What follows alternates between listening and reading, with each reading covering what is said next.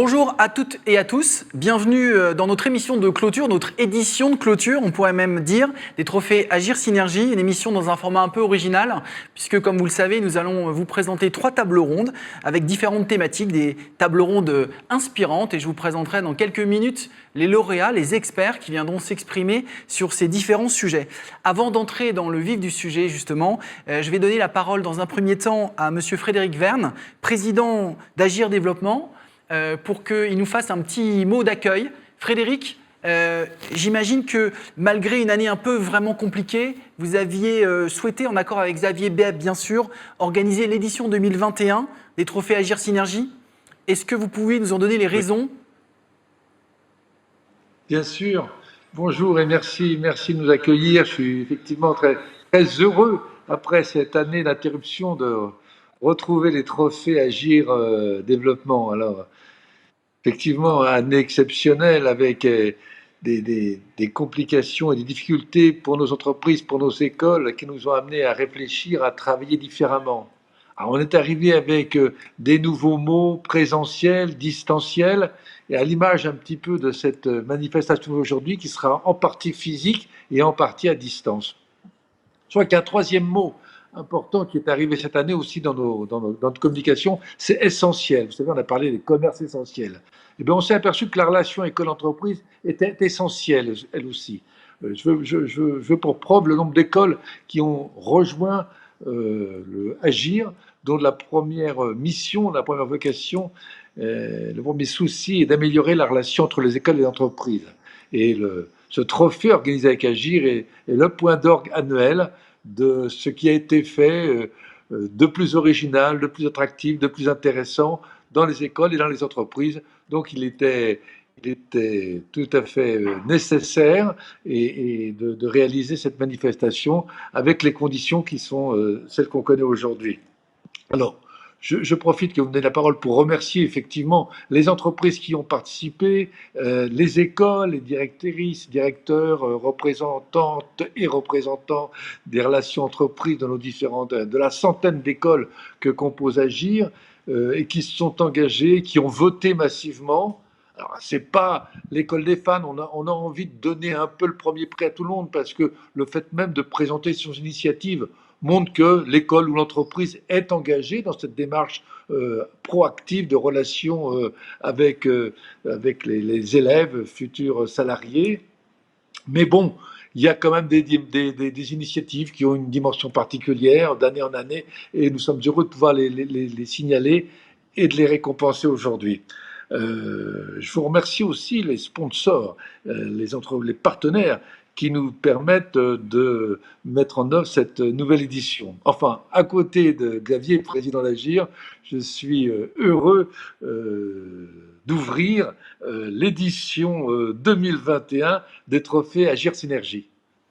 Merci Président. Alors justement, en plateau, à mes côtés, Xavier Bey, président de Synergie Campus Entreprise. Bonjour, Xavier, bonjour. J'imagine que tu partages effectivement ce que vient de dire Frédéric. Est-ce que, en tant que président de Synergie Campus Entreprise, les nouveautés que tu as pu observer cette année ont eu un impact sur ta réflexion et sur l'organisation des trophées ? Alors oui, forcément, comme l'a souligné notre cher président d'Agir, Frédéric, les mots distanciels, physiques, essentiels sont apparus cette année encore plus qu'évidents et ça nous a semblé vraiment logique de continuer à faire ces trophées parce que l'année dernière, on avait dû malheureusement à cause du Covid stopper l'opération et donc on voulait le maintenir cette année. On a attendu jusqu'à la dernière minute pour définir si c'était en physique ou en distanciel. On a opté pour la sécurité et aussi pour du contenu de qualité. En tout cas, c'est ce que j'espère qu'on aura et j'en doute pas avec le panel des tables rondes suivantes. Mais voilà, c'était essentiel pour nous de pouvoir maintenir ces trophées, en effet, cette année. Merci Xavier, merci Frédéric. On se retrouve, si vous le voulez bien, dans à peu près 50 minutes pour le mot global qui synthétisera, le mot de conclusion globale qui synthétisera cette édition nouvelle des trophées 2021. Je vous dis à tout à l'heure. Je choisirais équilibre. Alors le mot a été difficile à trouver, mais je choisirais co-construire.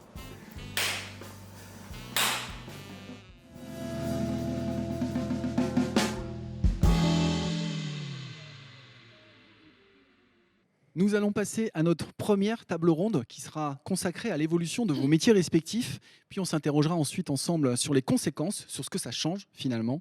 Est-ce que ça modifie les stratégies des établissements vis-à-vis des étudiants? Est-ce que ça impacte le recrutement dans les différentes entreprises? Pour répondre à ces questions, 6 invités que je vous présente tout de suite. Jérôme Cabi, directeur général de la FNEJ. Bonjour Jérôme. Oh. Marina Galderisi, directrice Career Center Relations Entreprises et Apprentissage INSEE Grande École. Bonjour. Tristan Vier, directeur Relations École Job Teaser. Bonjour. Christophe Mouisset, directeur des Relations Entreprises et Entrepreneuriat de Kedge Business School. Bonjour. Anaïs Laurent, manager communication et campus Alten. Bonjour. Et Patrick Pesson, directeur des relations entreprises et je suis en train de me mélanger, Oui, responsable relations école et alternance au champ Retail France. Marina, Merci. Bonjour. bonjour. Bonjour Patrick. Marina, ma première question est pour toi. Comment est-ce que tu vois ton métier évoluer dans les années à venir? Alors, le contexte inusuel et compliqué auquel nous avons été confrontés depuis 1 an et demi nous oblige à une très grande prudence dans la projection. Mais j'oserais identifier 3 axes principaux, 3 axes de réflexion et de développement avec un mot commun, un mot-clé commun, employabilité. Donc, le premier serait de faire évoluer les compétences qu'on appelle techniques, bien sûr, par le biais des expériences en entreprise, l'apprentissage et les stages, mais également les compétences qu'on appelle soft skills, pour qu'elles soient considérées des compétences de réussite dans la durée en les intégrant directement dans le parcours académique. Cette approche des compétences a aussi un très grand avantage, qui est celui de donner accès à des familles et des métiers autres que celles qui apparaissent comme le parcours naturel après une formation en école de management. Le deuxième axe serait de continuer à jouer la carte du réseau, parce que la crise sanitaire a entraîné une crise économique et par conséquent a accentué la difficulté de l'insertion professionnelle des jeunes diplômés sur le marché de l'emploi. Donc il est essentiel de continuer à favoriser la relation entre les étudiants et les alumni, parce que cela permet l'accès direct à des opportunités. Et le troisième point serait de renforcer encore les outils mis à disposition des étudiants et l'accompagnement personnalisé. Aider les étudiants à mieux se connaître par le biais de tests de personnalité, de jeux, de mise en situation avec un accompagnement des professionnels, de webinaires, de workshops techniques, tout au long de leur formation, pas seulement à la fin du parcours de formation. Mieux se connaître signifie mieux construire ses projets personnels et professionnels et mieux saisir les opportunités qui se présentent. Merci Marina. Christophe, même question pour toi. Comment est-ce qu'au sein de Kedge Business School, tu te projettes? Comment est-ce que tu vois ton métier évoluer dans les 3-4 années qui viennent? Comme Marina. Donc, notre rôle, il est de plus en plus, bien évidemment, de mettre l'entreprise au cœur de l'école. On sait que 85% des métiers de 2030 n'existent pas vraiment encore.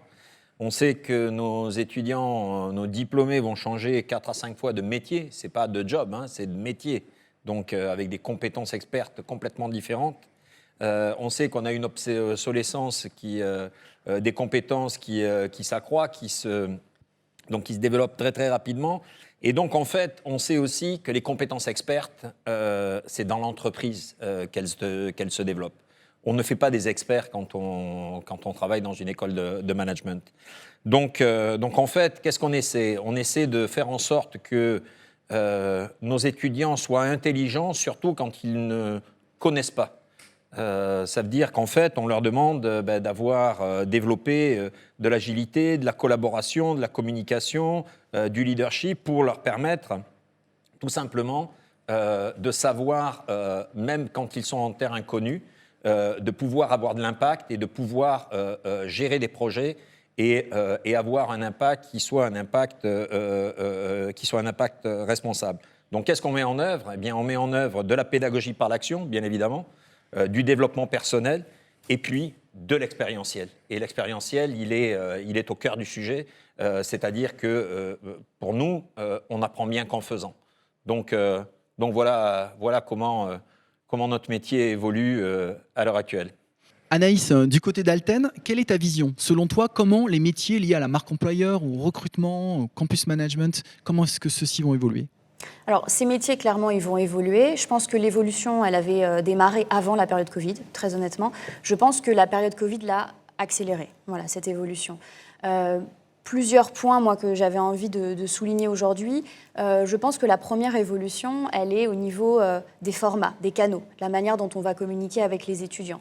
Bien évidemment, pendant la crise Covid, on a eu l'option du distanciel et heureusement, ça nous a permis de poursuivre l'activité, d'être en contact avec les étudiants et bien évidemment de pouvoir garder ce lien qui était si important.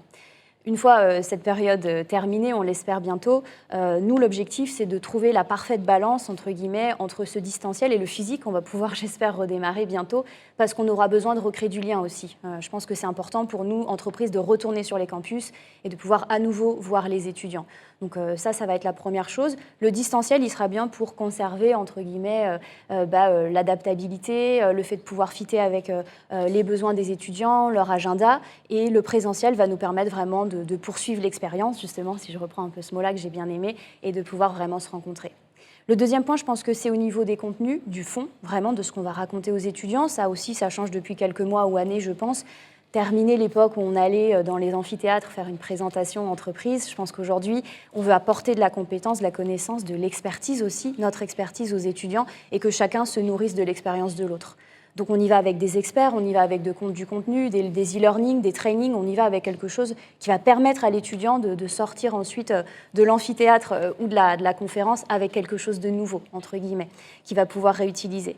Et je pense que le dernier point, et je suis contente d'être là avec vous, c'est aussi dans la relation avec les entreprises. Aujourd'hui, je nous vois comme des vrais business partners, vraiment dans la relation, parce qu'on va vouloir avoir le même objectif d'accompagnement des étudiants au sein des campus, bien évidemment, avec vous, école, et nous, dans l'insertion finalement de ces étudiants graduates dans l'entreprise pour favoriser leur onboarding et finalement être là assez tôt pour ensuite pouvoir les recruter. Patrick, comment est-ce que tu vois les choses? Est-ce que tu partages les avis? Est-ce que tu partages ce qui vient d'être dit? Comment est-ce que toi aussi tu te projettes? Ça serait difficile de ne pas partager puisqu'on est en relation constante entre école et entreprise.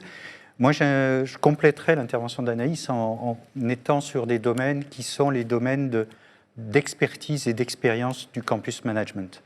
Je trouve que, et la crise qu'on vient de connaître a renforcé ce besoin d'expertise et d'expérience. Il faut que nous, campus managers, on connaisse parfaitement nos entreprises, la culture, les métiers, l'évolution et les acteurs. Il faut qu'on sache parfaitement qui mobiliser, c'est important, on a parlé d'Alumni tout à l'heure. Il faut qu'on sache aussi à qui adresser, à qui relayer les propositions de coopération que nous font les écoles. C'est un premier sujet. Après, derrière, il faut qu'on connaisse les écoles aussi. Il faut qu'on connaisse aussi la culture, il faut qu'on connaisse les formations. Je sais qu'elles sont de plus en plus complexes. Il faut qu'on connaisse l'évolution aussi de ces écoles. Et ça nécessite de l'écoute, de la proximité, de la disponibilité, de l'empathie et de la créativité. Et s'il y a un message que je peux faire passer aux entreprises autour du campus management, c'est ça vaut le coup d'investir dans la durée. N'imaginez pas que ces fonctions-là, c'est des gens qui vont le faire de manière courte durée, des stagiaires, des alternants. Je crois que les écoles en ont horreur. Investissez dans la durée, ce sont des sujets stratégiques qui méritent vraiment cet investissement. Alors justement, j'aimerais bien avoir l'avis d'un expert sur ce sujet. Tristan, Job Teaser est vraiment un des experts de tout ce qui touche au métier de recrutement, de la marque employeur. Peut-être sur le côté école, quelle est ta vision, quel est ton avis? Oui, déjà, la bonne nouvelle, c'est qu'on est assez alignés quand même. Je vais reprendre exactement le même chiffre que j'avais en tête, 85% des métiers de 2030 qui n'existent pas. Nous, ça nous anime énormément, ça pose quand même beaucoup de questions. Et pour le dire un peu autrement, je pense que ce qui se passe côté école, c'est que ce qu'on appelait le career planning, donc le fait de dire, Christophe, tu veux faire maître de conférence Synergie plus tard, il faut que tu fasses A, B, C, tu vas pouvoir devenir maître de conférence, c'est devenu un peu caduc, dans le sens où on ne connaît même pas les métiers de demain. Donc, grosse incertitude, et ça, c'est remplacé par, vous aviez dit, expérientiel, on peut l'appeler aussi live design, donc le fait de répéter des expériences, d'apprendre, de se tromper, ça, c'est vraiment ce qu'on va voir. Ça nécessite un gros changement, je pense, côté école, notamment dans les services carrières, et ce qu'on est en train d'observer, notamment aux États-Unis ou même dans des pays un peu plus loin, ou en Angleterre, c'est avant ils étaient plus organisés d'un point de vue, pour simplifier, administratif, avec des conseillers carrières, enfin voilà, avec différentes verticales, à une organisation plus centrée autour des besoins de l'étudiant. Et il y a 3 grands besoins, et en fait vous avez tous dit les mots, c'est le contenu, donc quel contenu je propose à l'étudiant, les interactions, donc avec les alumni, vous en avez parlé, avec les entreprises, avec les conseillers carrière évidemment, et également tous les outils, donc toute la technologie pour qu'ils puissent s'orienter, en apprendre plus sur eux-mêmes, découvrir et trouver le bon métier. Merci. Jérôme, je crois que la FNEJ va publier dans quelques jours une étude sur la relation école-entreprise et notamment sur ce sujet qui est abordé aujourd'hui. Ça fait partie des thèmes qui ont été abordés. Est-ce que tu peux nous indiquer finalement les grandes tendances qui se dessinent ? Oui, tout à fait. Alors d'abord, je citais les auteurs, Carole Donada de l'ESSEC et Xavier Lecoq de l'IAE de Lille et de l'IESEG. Alors, ils parviennent à des conclusions qui font écho aux propos qui ont déjà été tenus aujourd'hui, c'est-à-dire une imbrication de plus en plus forte entre les écoles et les entreprises, et cette imbrication prend deux formes principales. Une première, c'est beaucoup plus de co-construction, c'est-à-dire qu'on a dépassé la relation donneur-d'ordre, fournisseur, où l'école fournit un service. Ouais, c'est fini ce temps-là. Et voilà, ça c'est fini, et où les entreprises fournissent des ressources. Alors dans le domaine du recrutement, mais pas que, dans le domaine de la recherche, dans le domaine de la gouvernance des écoles, dans le domaine de l'apprentissage qui monte et qui progresse, dans le domaine de l'entrepreneuriat. Et puis le deuxième mouvement qu'ils ont mis en évidence, c'est l'émergence de projets avec multiparties prenantes, pas forcément des relations bilatérales entre une école et une entreprise, mais beaucoup plus des écoles et des entreprises, ou une école et des entreprises qui, sur un sujet précis, vont s'allier et vont travailler ensemble pour développer des solutions au service des étudiants. Merci Jérôme. Alors Marina et Christophe, j'ai une question pour vous deux. Est-ce que pour vous, l'année qu'on vient de vivre et les évolutions que vous avez évoquées, est-ce que ça a changé vos approches? Est-ce que ça a modifié vos stratégies vis-à-vis, et vos relations surtout vis-à-vis des étudiants? Marina, peut-être pour démarrer? Bien sûr. Plusieurs études nous expliquent que les étudiants en formation et puis diplômés dans des périodes de crise, avec des opportunités limitées, ils commenceront dans des emplois qui seront un peu moins bien adaptés. Ces étudiants seront aussi moins prêts à prendre des risques et moins prêts à changer d'emploi durant leur carrière. Les entreprises, de leur côté, face à la crise sanitaire, ont dû mettre en place de nouvelles procédures, de nouvelles méthodes de management et de nouveaux modes de travail. Le télétravail, par exemple, sera une de ces changements qui sera dans la durée et qui sera en place même après la période de crise. Et avec ces nouvelles pratiques, la culture d'entreprise est destinée à évoluer complètement dans tous ces aspects. Dans les valeurs, dans la communication, dans les codes, dans les rituels. Et l'agilité, la résilience, la capacité à innover, l'adoption des normes communes environnementales seront les nouvelles valeurs et les nouveaux fondements de la culture d'entreprise de demain. Et alors, la question est comment aider les étudiants, les jeunes diplômés, à s'insérer dans ces nouvelles organisations. Comment réussir leur intégration, comment continuer à développer l'esprit d'équipe dans cette nouvelle organisation. Et donc, il faudra tenir compte de ces éléments dans l'accompagnement, dans le suivi, dans la formation de nos éléments, dans notre interaction avec tous les interlocuteurs des entreprises, pour qu'on puisse arriver à former des futurs collaborateurs qui soient confiants, engagés et surtout solidaires. Merci Marina. Christophe, un mot sur ce sujet. Qu'est-ce qui a changé? Qu'est-ce qui a modifié selon toi? Alors, ce qui a changé, c'est que déjà, on vient de vivre une année, 18 mois, où quand ça a commencé, c'était la cata, quoi. On s'est dit comment on va faire. On a des forums entreprises, on a des job dating, on a, nous, ce qu'on appelle des My Way, c'est-à-dire la présentation de secteurs d'activité, de métiers par des diplômés pour accroître la confiance. Et puis là, d'un coup, patatras, tout ça, ça vole en éclats. Et donc, les écoles qui sont très avant-gardistes ont été toujours un peu en retard sur la notion du digital. Et puis là, on a été obligé d'y plonger avec les pieds, avec les mains, et on s'est retrouvé à tout digitaliser. Donc, on s'est retrouvé à avoir des forums en digital, des job dating en digital. Et là, on s'est rendu compte d'une chose qui nous a bluffé, c'est que ça fonctionnait aussi bien, sinon mieux. C'est-à-dire qu'on créait plus de flux, plus d'audience, qu'on avait plus de proximité, qu'on avait des contacts, plus de contacts disponibles, des contacts qualifiés, des gens qui étaient disponibles qu'on n'avait pas avant parce que leur métier, leur responsabilité les empêchait d'eux et que là, bien évidemment, c'était un rendez-vous sur leur agenda et donc ils pouvaient prendre la parole avec nos étudiants. Et puis, plus de transformations positives pour les étudiants, c'est-à-dire des CV qualifiés, des entretiens qui arrivaient tout de suite sur une employabilité, stage, alternance, job. Et donc, on a eu 6000 étudiants en trafic, on a eu 400 entreprises connectées tout au long de ces moments-là. Et honnêtement, on s'est rendu compte que finalement, le digital au cœur de nos écoles était un facilitateur et non pas la contrainte que beaucoup imaginaient.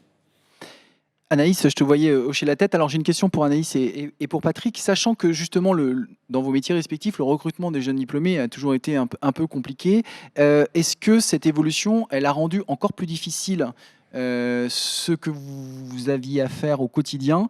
Est-ce que pour vous, c'est encore plus complexe qu'avant? Anaïs, peut-être pour démarrer? Oui, alors plus complexe, selon moi, non. Différent sur certains points, je pense que oui. Déjà parce que 2020, je pense que ça a été une année d'adaptation un peu pour tout le monde. Il y a pas mal de choses finalement qui ont bougé. On a fait bouger certaines lignes. Moi, il y a 2 choses que je voulais souligner notamment. La première, c'est que par rapport justement au distanciel, nous aussi on a mis des choses en place effectivement, et notamment on n'avait pas du tout l'habitude de le faire, mais l'entretien vidéo, l'entretien téléphonique, et le fait finalement de démarrer des process comme ça à distance des candidats.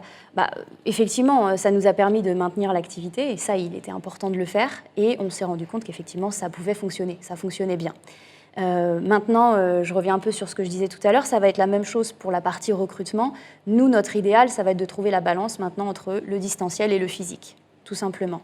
On ne remplacera jamais, on est un métier de contact, de rencontre, on a besoin de voir les gens. Et je pense que c'est aussi important pour l'entreprise que pour le candidat, en fait.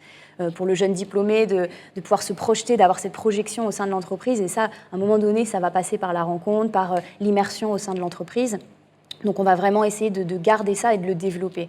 Donc ça, c'est quelque chose de positif, c'est plus flexible pour le candidat, et je pense que ça permet aussi d'aller potentiellement toucher de manière plus facilement, on va dire, les candidats qui peuvent être éloignés géographiquement. Donc ça, c'est bien. Le deuxième point, je pense que c'est sur l'évolution finalement du sens. Parce qu'on parle beaucoup du distanciel, du physique. Je pense que cette crise sanitaire, elle n'a pas impacté que ça. Elle a posé beaucoup de questions, je pense, dans la tête des écoles, des entreprises, mais aussi des candidats. Est-ce que ce que je fais, ça a du sens? Est-ce que ça a du sens pour moi, dans mes projets, dans ce que j'ai envie de faire, dans ma carrière? Je pense que beaucoup de gens ont itéré un peu là-dessus.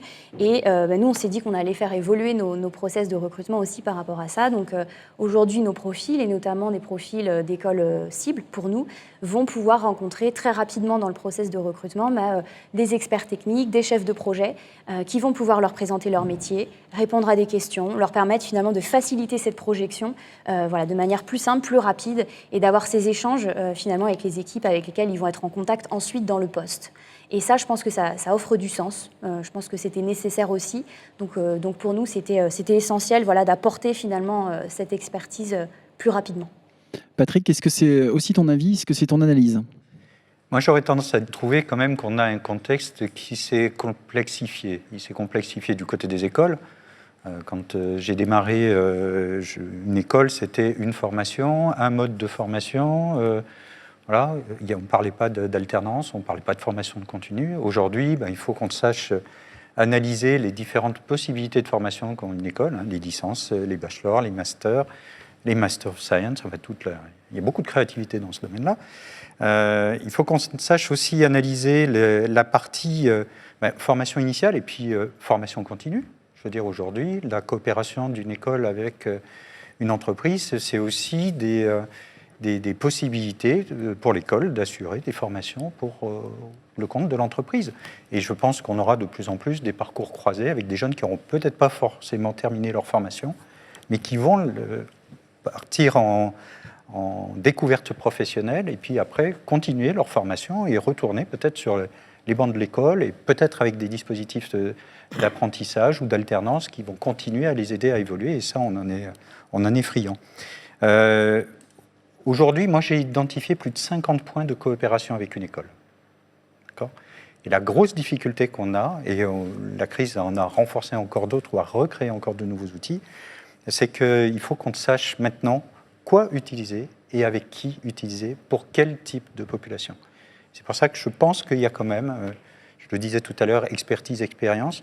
Sujet pas simple, mais il mérite vraiment tout notre intérêt parce que c'est ni plus ni moins que le développement de notre entreprise qui est en jeu. Merci Patrick. Alors Tristan, Jérôme, pour conclure, et il doit nous rester à peu près 2 minutes, donc on va les utiliser à bon escient. Tristan, Jérôme, pour conclure vraiment sur ce qui vient d'être dit, vous qui travaillez à la fois avec les établissements et en même temps avec les entreprises, est-ce que vous pensez, vous aussi, que les approches des recruteurs finalement vont être sensiblement différentes? Tristan, tu démarres? Pour faire très rapide, je pense qu'évidemment, on entend que c'est en train de changer avec cette recherche de l'hybride, donc le bon mix entre physique et digital, nous on suit ça de très près, donc on a hâte de voir ce que ça va donner. Il y a encore un peu d'incertitude. Juste une note optimiste, en 2008-2009, il y a eu la crise des subprimes, il n'y a jamais eu autant d'innovation. Là, c'est un peu pareil, on ne consomme plus de la même manière, on ne prend plus les rendez-vous avec les médecins de la même manière, on n'a plus les mêmes attentes. Et ça, je pense qu'il faut juste être confiant là-dessus et s'autoriser le droit de tester des choses et de rater. Et mon dernier point, c'est il y a ce mot... ROI, retour sur investissement, qu'on connaît tous. Il y a aussi le ROE, retour sur l'éducation. Et ce qu'on voit, c'est que les étudiants, de plus en plus, nous demandent, OK, mais les futurs étudiants, pourquoi je devrais aller à l'école, sachant qu'elle ne sait pas quels sont les métiers de demain. Je pense que ça pose une question qui est intéressante, qui est quelle est la proposition de valeur de l'école, du service carrière, comment est-ce qu'elle est adaptée, avec ce que vous avez dit tout à l'heure, et comment est-ce qu'elle est bien communiquée aussi auprès des étudiants. Donc voilà, confiance et retour sur l'éducation. Jérôme, le mot de la fin. Oui, alors aussi dans l'étude, ce qui apparaît, et ça fait écho à ce qui était dit, c'est qu'il y a la logique du guichet unique que parfois les écoles avaient eu beaucoup de mal à mettre en place, s'estompe à nouveau, et ça a été renforcé par la crise, parce que comme il y a de plus en plus d'interactions, il y a de plus en plus de points de contact. Alors ça ne facilite pas forcément la vie des partenaires entreprises, mais c'est aussi la richesse des relations. Et deuxième chose, sur le profil des étudiants, alors je fais écho aussi à une enquête du Syntec récente, et puis aussi à notre étude. Sur le profil des étudiants, il y a une espèce de rappel des entreprises sur ce qu'on doit leur enseigner en termes de profil, notamment la rigueur et la ponctualité, qui souvent sont des qualités qui ont un peu disparu, y compris de nos programmes et de nos méthodes. Et sur le profil des étudiants, moins des compétences techniques qu'une capacité d'adaptation au travers de la formation d'humanistes, partant du data jusqu'aux humanités en termes de contenu. Merci Jérôme, merci à tous les 6 pour vos disponibilités. On se retrouve dans quelques secondes pour notre deuxième table ronde. Alors, un mot, ça serait partage. Pourquoi ? Parce que partage, c'est une de nos 3 valeurs, respect, partage et audace. Et le partage, je trouve, reflète bien l'engagement du groupe Colas, l'engagement de l'ensemble des collaborateurs du groupe auprès des étudiantes et des étudiants. Je choisirais le terme innovation. Innovation pour travailler notre posture vis-à-vis des ingénieurs. Innovation parce que dans la relation école, il faut sans arrêt se renouveler pour être compétitif et se démarquer. Et innovation pour nos équipes aussi qui ont besoin de se renouveler, toujours dans un souci de répondre au mieux aux besoins des jeunes.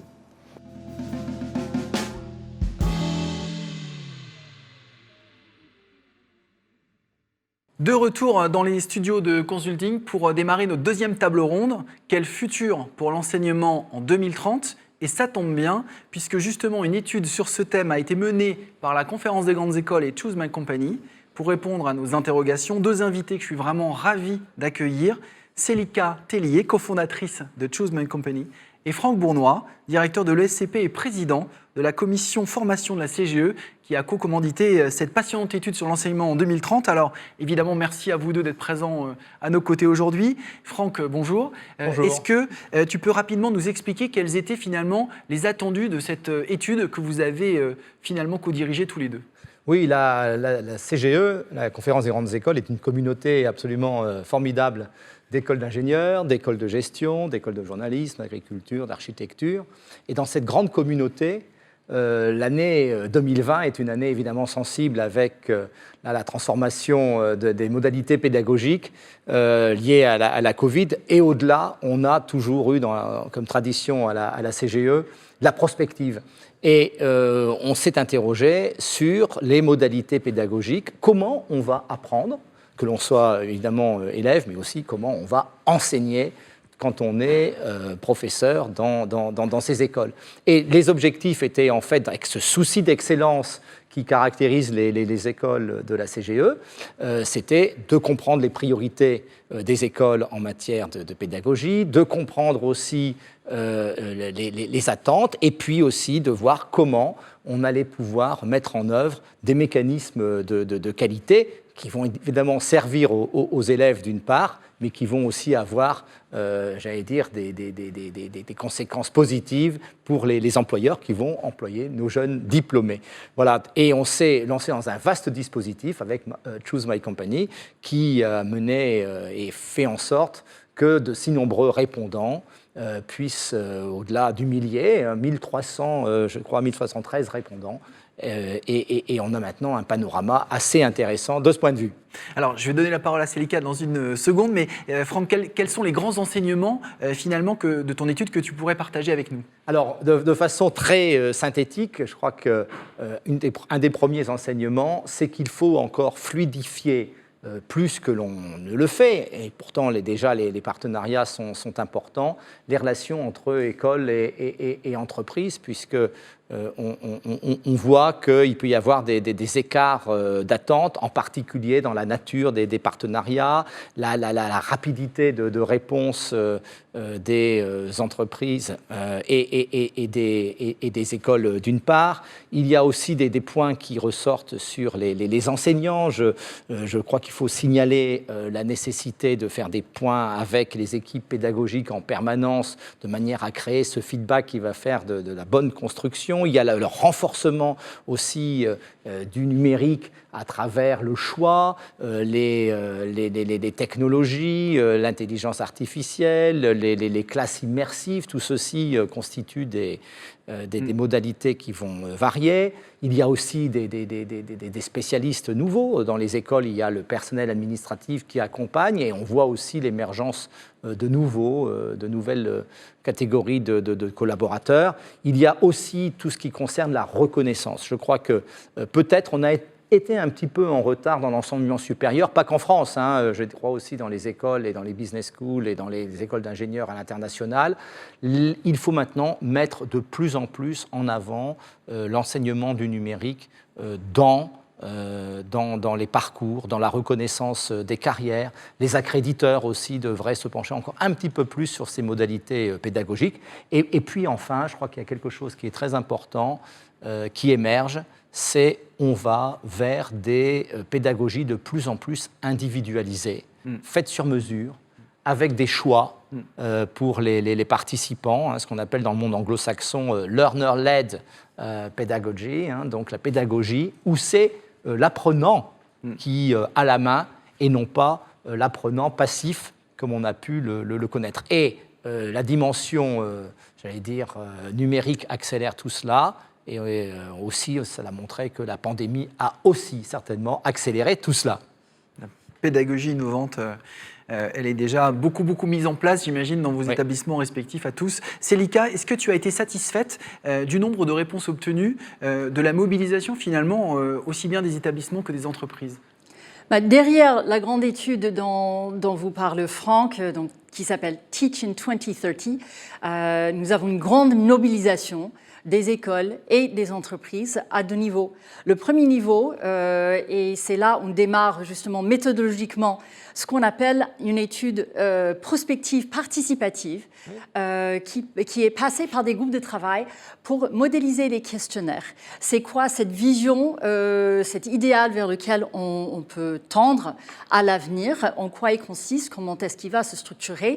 Et pour ce faire, nous avons fait appel à 3 groupes de travail grâce à la commission formation de la CGE.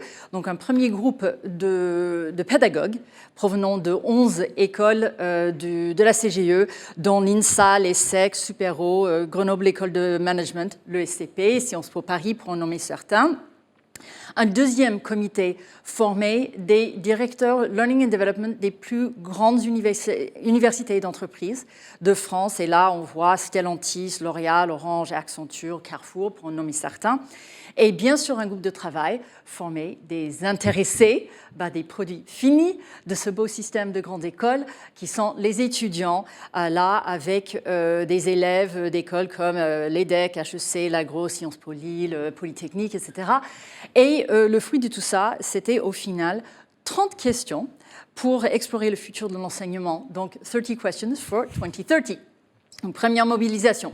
Et ensuite, la deuxième mobilisation, et c'est de là où sortent tous les enseignements de l'étude, une très belle mobilisation au niveau de l'administration de l'enquête qui a eu lieu pendant les mois de février et mars 2021, avec pratiquement 1400 directeurs et professeurs d'écoles de la CGE, représentant plus de 120 grandes écoles, et qui ont inclus des établissements comme l'École Polytechnique, Unilassal, Centrale Supélec côté ingénieur, Neoma, HEC, ESCP, KEDGE, École de Management, ainsi que les IEP et l'ENS d'architecture de Nancy, pour vous citer certains, d'un côté, et en miroir, les témoignages de plus de 40 entreprises qui sont les plus grands employeurs d'élèves de grandes écoles. Donc, une très belle mobilisation autour de l'étude. Je vois ça. Alors, si on rentre un peu plus dans le contenu, est-ce que tu pourrais nous citer des exemples de réussites finalement partagées, d'enjeux communs que tu as repérés et dont tu pourrais nous parler ? Les réussites ou les enjeux communs sont d'ordre de 3 qui ressortent de cette étude, puisqu'on a posé des questions en miroir aux entreprises comme aux écoles. Donc, premier enseignement, ils s'alignent tous pour dire que c'est le lien étroit entre les écoles et les entreprises qui restera la particularité et qui sera au cœur de la pertinence du système grande école dans les 10 prochaines années.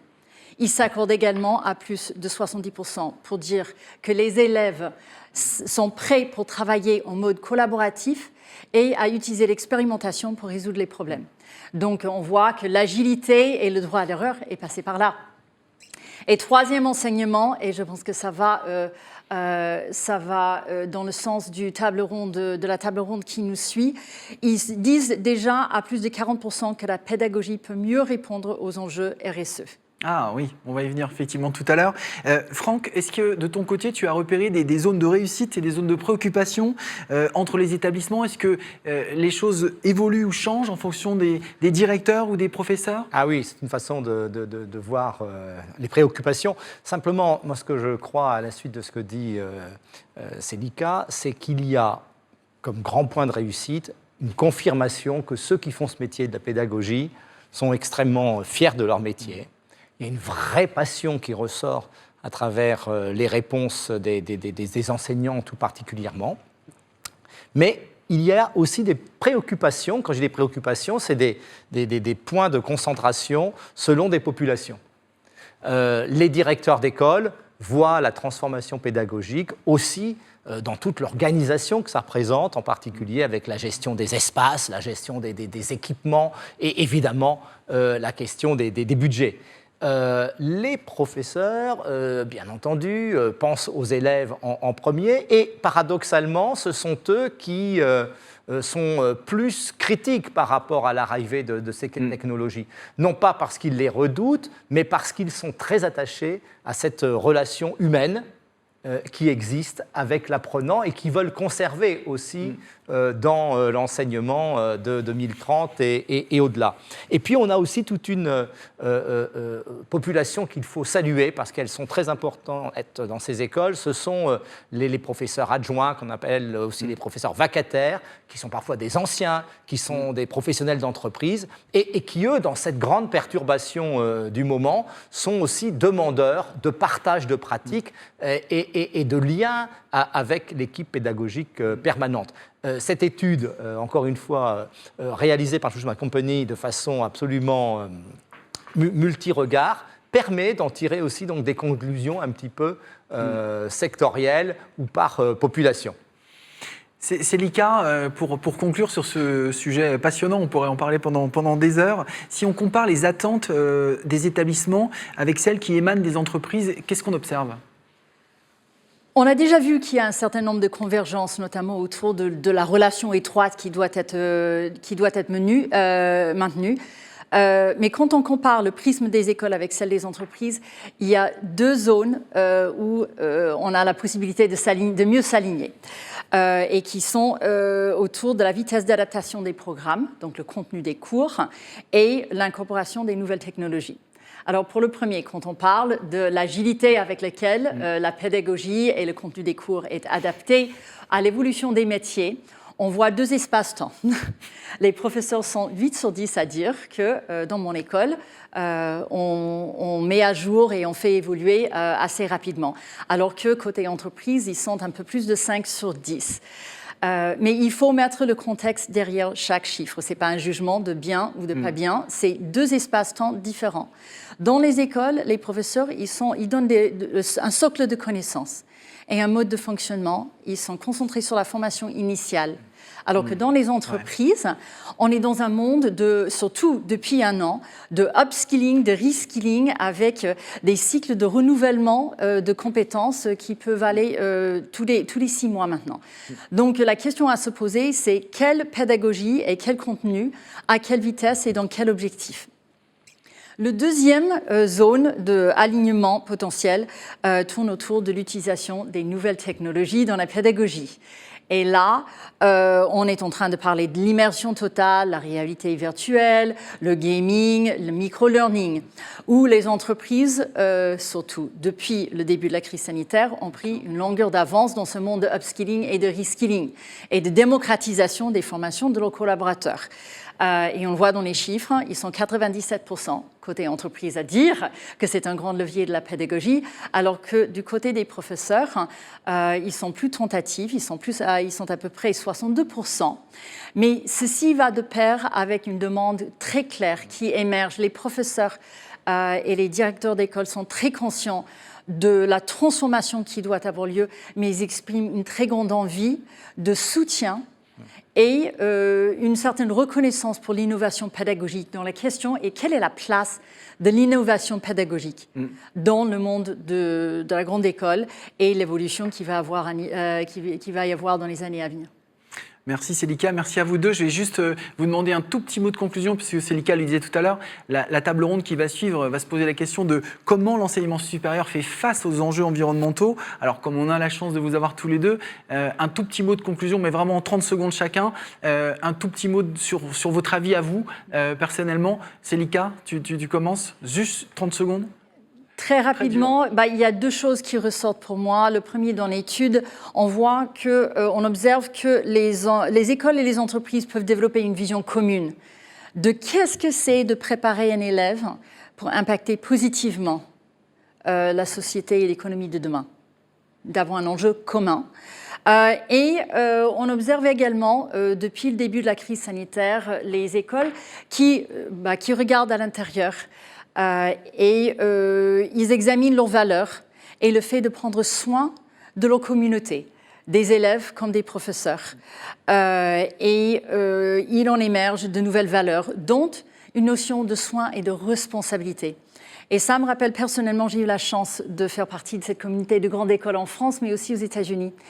Et quand j'étais à l'université aux États-Unis, dès les premiers jours, les élèves sont mis face à cette notion de responsabilité individuelle et le fait d'avoir de la chance, d'être dans une institution de prestige qui positionne ses élèves pour avoir un impact dans le monde.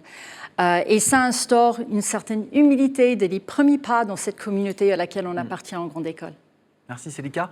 Franck, si tu veux bien conclure le mot de la fin. Je continuerai simplement en ajoutant à la suite de Célika que c'est une grande transformation qui a lieu du point de vue de la préparation à la transition écologique et qu'on a la chance que ce soit un projet vraiment extrêmement fédérateur qui vient aussi beaucoup des élèves eux-mêmes qui ont des regards particuliers sur la façon dont les écoles elles-mêmes traitent la question écologique pour elles-mêmes, à travers la gestion du tri, la gestion des déchets, la prise en compte des réalités d'un campus dans sa vie quotidienne. Donc les élèves sont aussi le moteur très fort de cela. Ensuite, les professeurs avec la recherche, je vois dans ESCP par exemple, plus d'un tiers, pas loin d'un tiers des recherches et des publications sont centrées sur ces thématiques du développement durable. Et il y a là, avec en plus le phénomène sanitaire, un vrai franchissement, une disruption, on dira, par rapport à ces sujets. Merci pour cette très belle transition qui nous prépare à la table de ronde numéro 3 qu'on va retrouver dans quelques secondes. Et merci à tous les deux pour votre présence. Merci beaucoup, Christophe. Merci, Christophe. Célica. Pour autant, définitivement, je suis Catch Business School. Je travaille dans cette école pour pouvoir travailler avec ceux qui vont changer le futur. Et c'est vrai que notre pédagogie par l'action doublée de développement personnel permet à nos étudiants d'avoir de l'impact et donc de vraiment mettre les mains dans le cambouis pour faire de ce futur un futur plus raisonnable et plus responsable. Donc Catch Business School, sans hésitation. Je terminerai par une devise, ad maiora semper.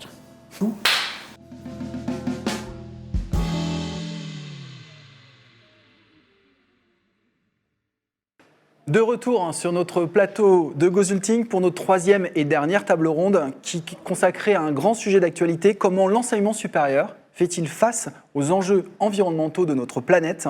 Pour aborder cette thématique, j'ai le plaisir d'accueillir Anne Zuccarelli, directrice expérience étudiante et opération EDEC Business School, Gaëlle Laoun, directrice relations entreprises et valorisation centrale Supélec, Vincent Mattei, directeur adjoint et acquisition des développements des talents chez Colas, et Charles Tout, cofondateur et président d'Agorize. Alors, ma première question est pour vous deux, Anne et Gaëlle.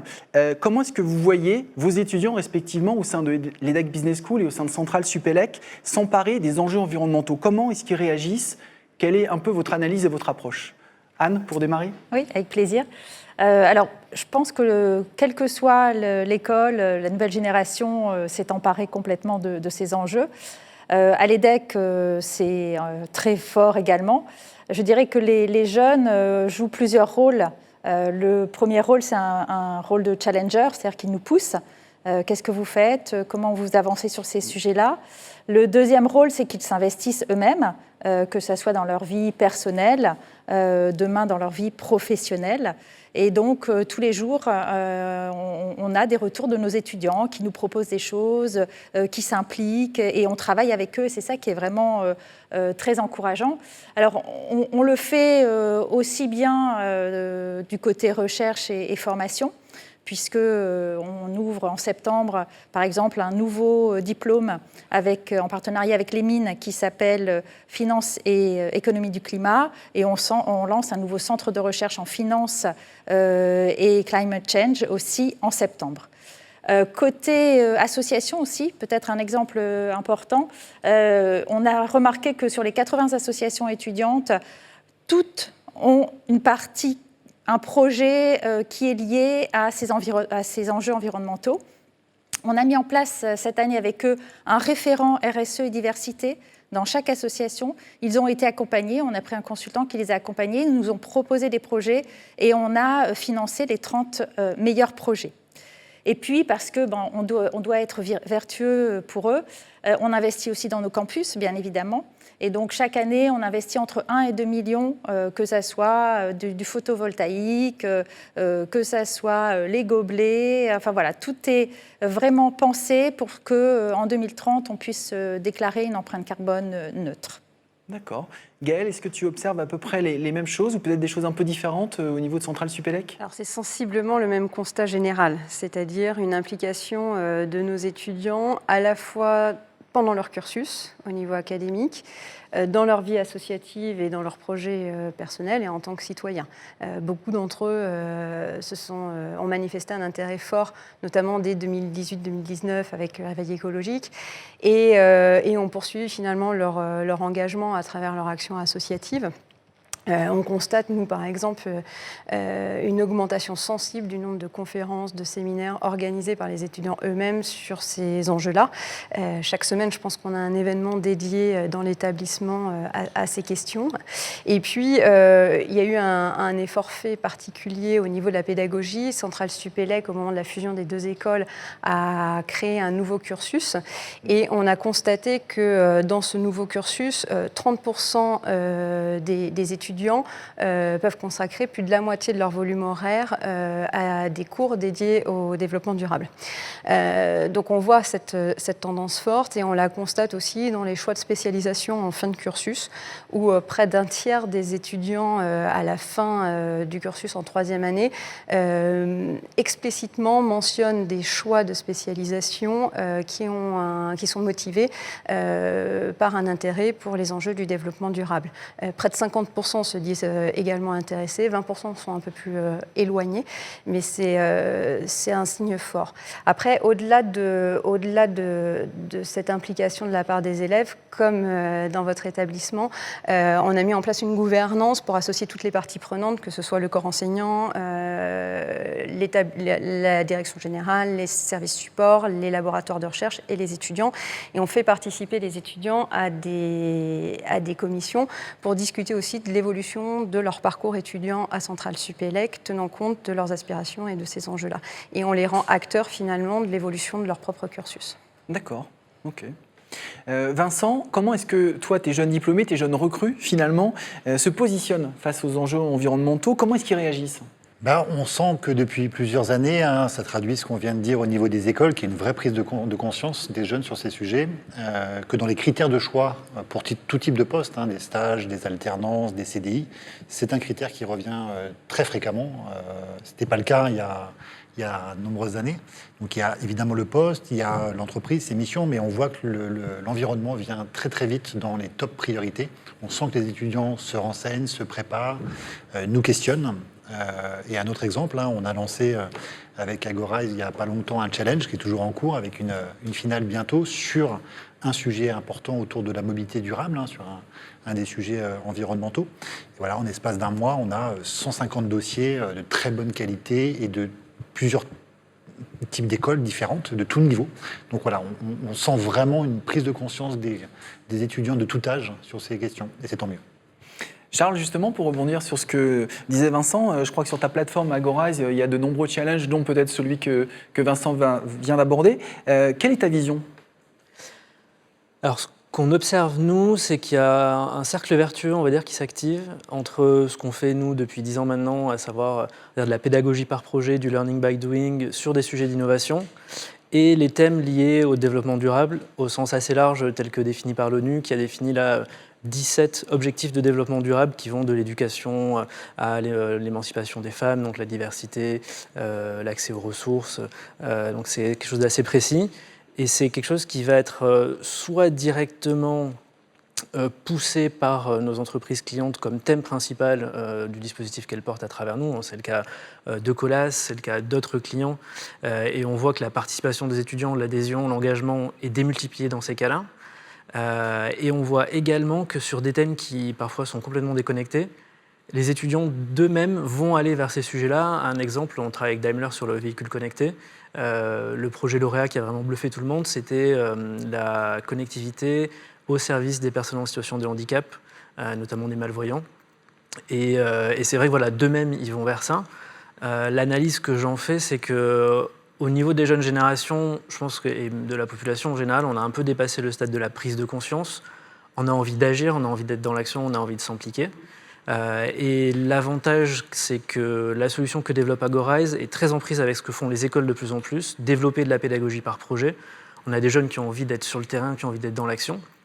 Et on a fait une étude sur un gros projet avec plusieurs milliers d'étudiants qu'on active chaque année avec l'ONU sur la vision que les étudiants ont des campus en 2030 avec en perspective les 17 ODD de l'ONU.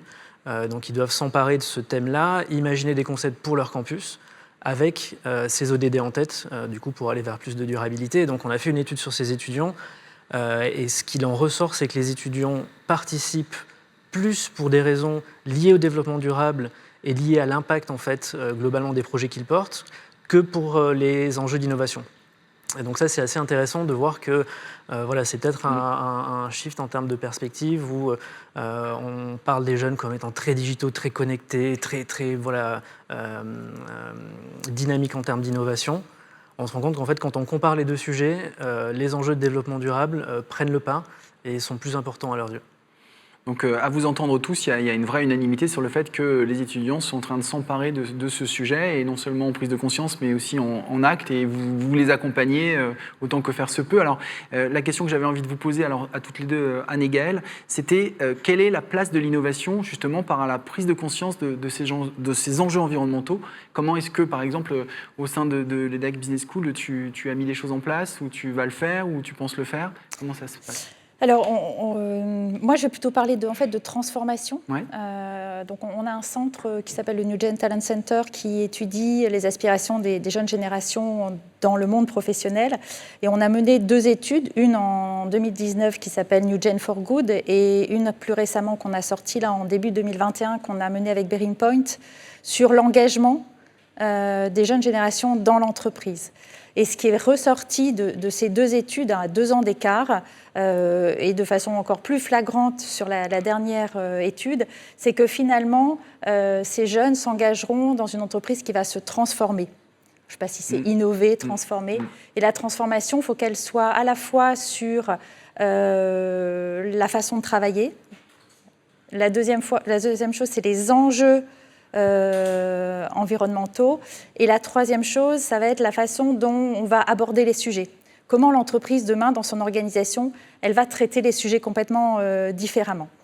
Et donc ça, c'était en 2019. En 2021, ils nous redisaient exactement la même chose. En fait, ce qu'on a constaté, c'est que le jeune attend finalement plus du pouvoir économique de l'entreprise pour relever ces défis d'enjeux environnementaux, plutôt que du pouvoir politique, finalement. Et donc, lui, il se dit, moi, je vais arriver dans une entreprise, je vais y participer à cette transformation, je vais y participer, mais j'attends de l'entreprise qu'elle prenne ses responsabilités.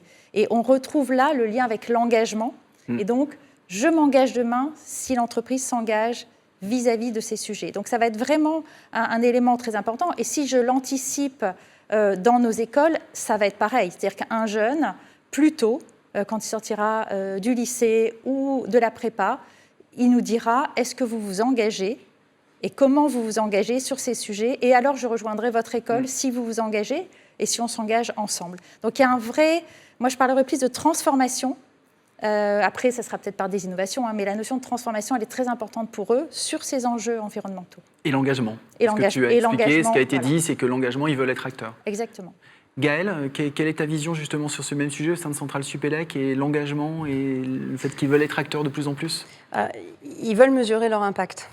Donc on est challengé là-dessus, il va falloir leur donner des indicateurs et leur prouver qu'ils ont un impact et qu'en tant qu'ingénieurs demain, dans une entreprise, dans un secteur particulier, ils vont pouvoir changer les choses.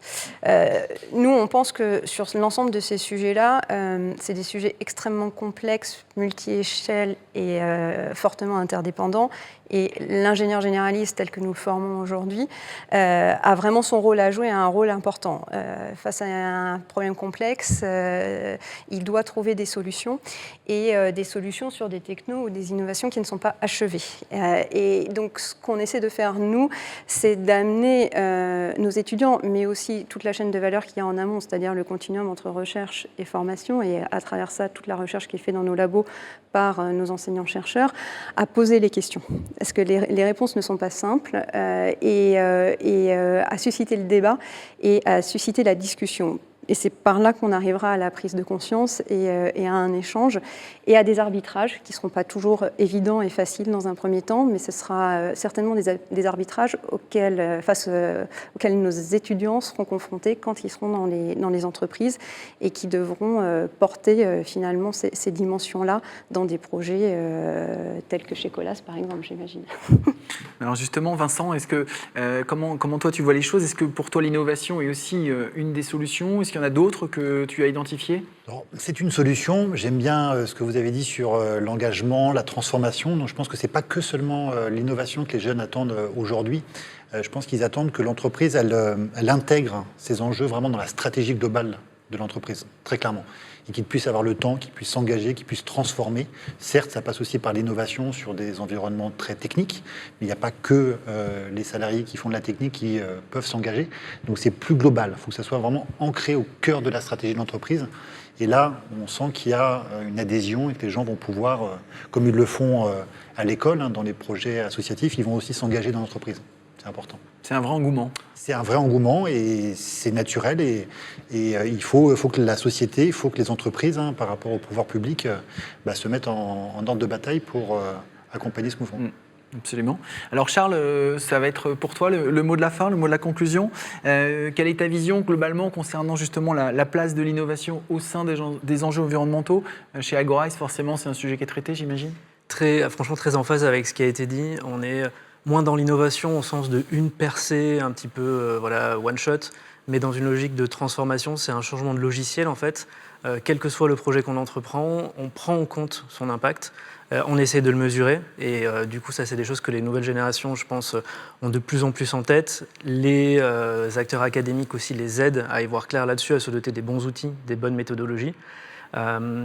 Nous, ce qui nous tient beaucoup à cœur et ce dont on est convaincu, c'est que ça se fait aussi avec une multiplicité de compétences. Effectivement, les ingénieurs sont très bien, on va dire, dotés en termes de compétences pour répondre à ces enjeux-là, mais vu la complexité des enjeux, ce qui est important aussi, c'est d'avoir de la multidisciplinarité. Nous, c'est des choses qu'on va retrouver sur notre plateforme qui plaisent énormément, des étudiants en design qui s'associent à des ingénieurs, à des étudiants en architecture, des médecins aussi parfois. On a un très beau projet quand le Covid est arrivé sur les impressions 3D pour les ventilateurs, il en manquait. Des étudiants du monde entier, parfois de formations un petit peu impromptues ou pas forcément attendues, mais qui se sont lancés dans l'aventure et avec des idées out of the box et cette envie de s'associer à d'autres compétences pour faire avancer en tout cas le sujet. Et je terminerai peut-être par toujours une étude qu'on a menée là sur les étudiants dans le cadre de ce challenge avec l'ONU, spécifiquement sur les campus et sur le développement durable, où ce qu'il en ressort, c'est que travailler sur ces enjeux-là et les intégrer dans des projets professionnels, l'étude montre que les étudiants ensuite dans leur vie personnelle sont aussi plus attentifs à leur impact et changent leur propre mode en fait et leur propre mode de consommation, leur propre comportement au quotidien. Ça, c'est assez intéressant. C'est que c'est pas la sphère privée d'un côté et puis le monde professionnel de l'autre, mais les deux en fait se nourrissent et il y a beaucoup de porosité et un cercle vertueux activé autour de ça aussi. Très bien. Merci à tous les quatre, vraiment, pour votre présence aujourd'hui avec nous. Le mot de la fin a été prononcé. Avant de retrouver les deux présidents pour un petit mot de conclusion, je vous invite évidemment à retrouver l'ensemble des capsules vidéo ainsi que cette émission de clôture sur le site des trophées Agir Synergie. À tout à l'heure. Moi, je suis très inspirée par l'avenir, par toutes les choses qu'on n'a pas encore faites et tous les services et toutes les solutions qu'on va construire ensemble avec nos partenaires pour relever le défi de demain.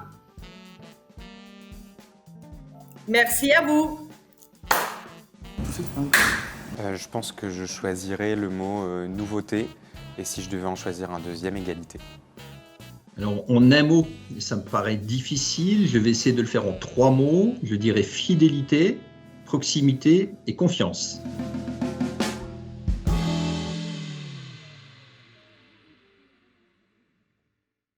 De retour avec les deux présidents qui vont maintenant conclure cette édition 2021. La parole à Frédéric Verne pour démarrer. Frédéric, un petit mot de conclusion par rapport à ce que vous avez entendu, par rapport à ce que vous avez observé. Vous étiez à distance, vous étiez avec nous tout le long de cette cérémonie de clôture. Qu'est-ce que vous voulez retenir? Qu'est-ce que vous souhaiteriez mettre en avant? Alors, oui, peut-être qu'à distance, on a encore recul et on peut encore mieux apprécier la qualité des intervenants et des 3 tables rondes qui se sont passées. J'évoquais en introduction l'évolution que la situation a imposée aux écoles et aux entreprises. En vérité, à écouter les gens des écoles et des entreprises, il s'agit quand même plutôt de révolution. Vous savez, je pense à cette phrase de Victor Hugo, le fond, c'est le fond qui remonte à la surface. Alors la forme, c'est cette nouvelle forme de communication, c'est cette capacité à numériser nos relations, etc. Mais en fait, il ne faut pas ignorer que cette révolution de la forme cache une véritable révolution du fond. Les attentes d'étudiants se modifient, les attentes des entreprises évoluent. Cette tendance de système en mouvement a besoin de se coordonner, a besoin de se parler pour se comprendre simplement. C'est une des missions d'Agir et c'est une des raisons de la collaboration avec Synergie. Je trouve que le Ronde ont parfaitement mis en valeur, en lumière, et tout en ayant félicité Léa, je suis très heureux d'avoir pu participer et assister à cette session du Trophée Agir Synergie. Merci, Président. Xavier, la question est identique pour toi. Tu as entendu l'intégralité des 3 tables rondes, le contenu, le fond, les propos, compte tenu de nos différents intervenants, experts, lauréats. Qu'est-ce que tu aimerais mettre en exergue? Qu'est-ce que tu as retenu de cette édition? Alors, la première chose, je pense qu'on peut souligner, c'est l'agilité à laquelle on a dû tous se confronter cette année et on a su visiblement très bien le faire puisque côté entreprise comme côté école, on a su s'adapter dans notre façon de finalement faire rencontrer ces deux mondes, notamment pour quand même notre objectif premier, amener ces futurs talents en fait finalement sur le marché du travail. Donc ça c'est un beau succès et je pense que la première table ronde nous l'a souligné. La deuxième table ronde, je pense qu'a souligné finalement la vision qu'on avait demain de la formation et de comment on allait se développer soi-même. Et c'était hyper intéressant, je pense, à la fois dans le contenu et puis dans l'imaginaire aussi de ce qu'on va pouvoir faire. Et puis enfin, je pense que cette année où on a tous passé du temps chez nous, où on a aussi repensé à certaines de nos valeurs et de nos habitudes de consommation, finalement, on a pu le voir aussi sur cette troisième table ronde. On s'est posé la question des enjeux environnementaux, sociétaux. On voit que c'est un sujet qui est important. Ce sont des sujets qui sont importants pour nos étudiants, qui sont également essentiels pour nos entreprises. Beaucoup de nos entreprises, et notamment chez Synergie Campus Entreprise, on est très axé sur ce sujet-là, le met en avant. Et donc, c'était important, finalement, de voir que ces deux mondes se réunissaient et que ce sujet prend de plus en plus d'importance pour notre cible talent. Donc, on était ravis de ces trois tables. Je pense que le contenu était très riche et c'était finalement un bon signe de pouvoir se retrouver pour pouvoir partager sur ces sujets. Merci Xavier, merci messieurs les présidents. Le mot de la fin pour aussi vous rappeler que vous pouvez retrouver l'intégralité des capsules vidéo et bien évidemment cette émission et cette édition de clôture comme on l'appelle sur le site des Trophées Agir Synergie et on espère tous sincèrement se retrouver en juin prochain pour une édition en présentiel et être capable d'avoir des moments de convivialité comme on a été privé pendant très longtemps. Donc merci à tous pour votre participation et votre disponibilité. Merci messieurs les présidents. Toutes vos équipes ont très bien œuvré et je vous remercie également pour votre confiance. À bientôt. À bientôt.